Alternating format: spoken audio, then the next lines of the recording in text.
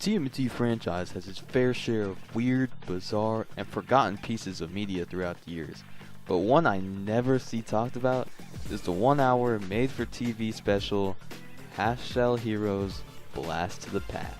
This is so weird to me because I have such fond memories of watching this. I have the DVD of this, and I can remember my little brother getting it for Christmas. This is his favorite Ninja Turtles movie or adaptation. Like, he loves this movie. So it's just weird, like when I search upon YouTube, I don't see anything about this. Like, is this forgotten? I don't know. So today, I wanted to see, is there a reason no one talks about this? So I rewatched it to see if it's an underrated gem, or if it deserves to be forgotten.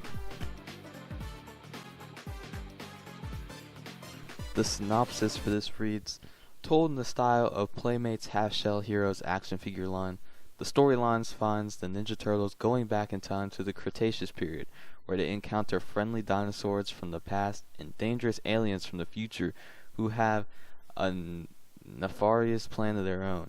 However, things get even more complicated when the Triceratons, Bebop, and Rocksteady show up. Now, I couldn't find anything about why they decided to make this special, but I did want to give a back history about the Half-Shell Heroes line. So, it started in 2014, and they were made for more little kids, like ages 3 and up. And they had play sets, 2-packs, accessories, vehicles, talking figures, role play sets, and bath toys. And the figures range from 2.5 inches to a 20-inch Leo, which is cool. I think I had that. Actually, now that I think about it, I think I had that, and it was to hold the little figures. But anyway, yeah, I am notorious with these figures. These were some of the first Turtles figures I got. I have a ton of them. Now, my puppy kind of did, destroy some of them. Took off their limbs, but it's okay. I love these things. I also have some stuffed animals. And I had the layered playset, which was always really nice. I couldn't find it for this, but I had it. Don't worry. It was so fun.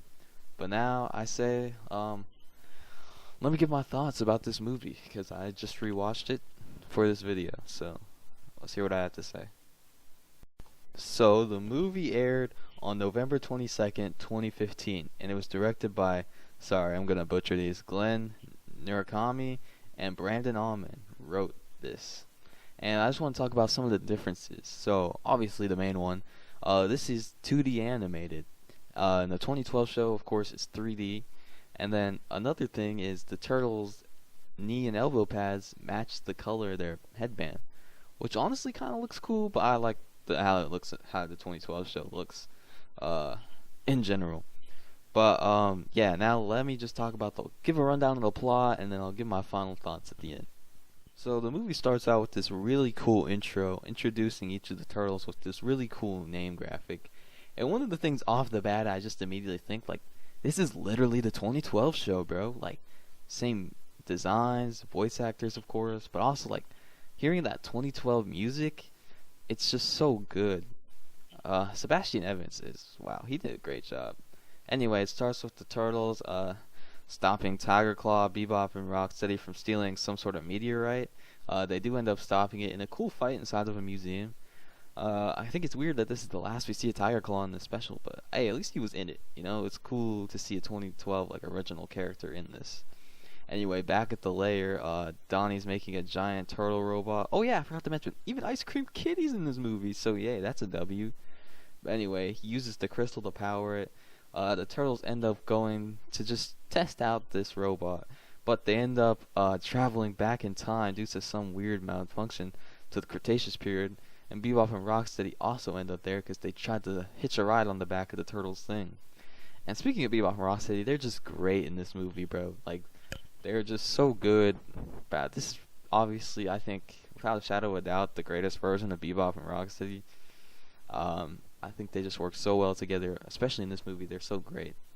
But anyway, the turtles stay to look around for a little bit. Leo wants to leave. They get into some shenanigans, but after those are done, they encounter some Roboraptors, and then they encounter a giant T-Rex. After running away from the T-Rex for a bit, Raph gets snatched by a freaking Peregrine Falcon, but he ends up hurting the bird, which it's kind of nice because it shows Raph's sentimental side as he helps the bird with his medical kit. And then after that, we get introduced to the Triceratons as they take Bebop and Rocksteady. Um, anyway, then they have a fight with versus two T-Rexes in the turtle mech, but it wastes all of the energy from the crystal, and then they go to look around and they see a Triceraton home base, which is just so interesting, and they're enslaving a ton of dinosaurs.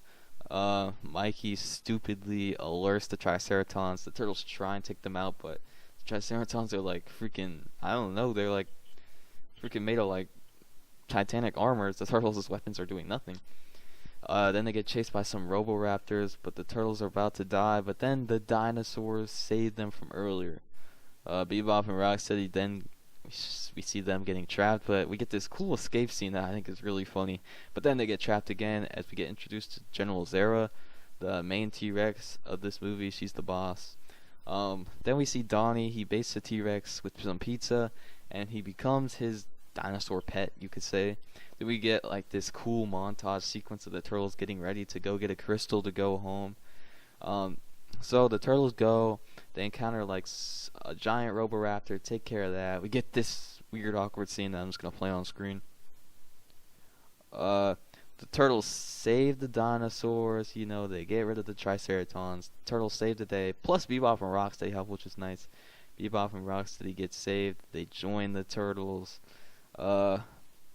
Yeah, and then they say their goodbyes, and they head home.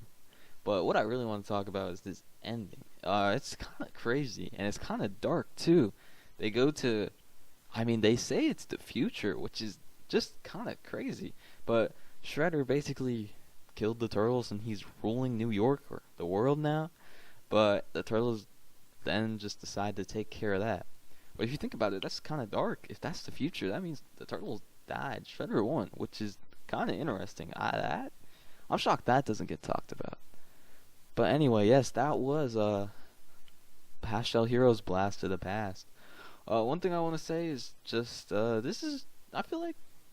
think this was a good watch. It's 2012 Turtles, a little watered down, a little more kid friendly, obviously, but there's still some stuff that like I was watching and I'm like, this is from the show.